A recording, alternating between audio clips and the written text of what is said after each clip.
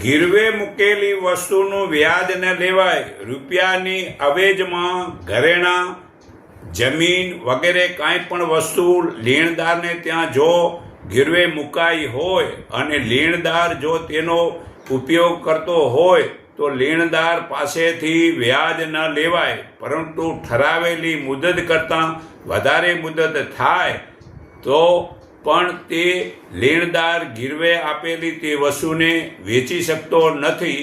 આ મનુસ્મૃતિ પાના નંબર 171, 143 શ્લોકમાં પુરાવો છે. વળી 10 વર્ષનો ભોગવટો થાય તો માલિક રદ થાય છે.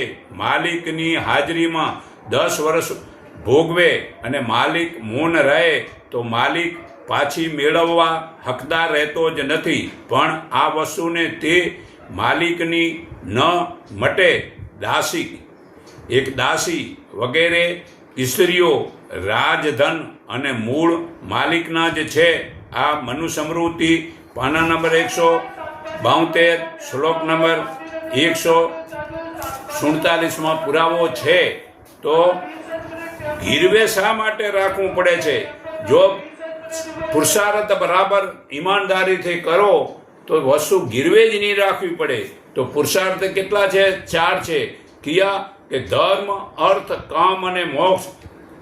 તો ધર્મ માટે સત્ય, દયા, તપ, પવિત્રતાથી ન્યાય નીતિનું પાલન કરવું, સહેજ ભાવે જીવન જીવવું.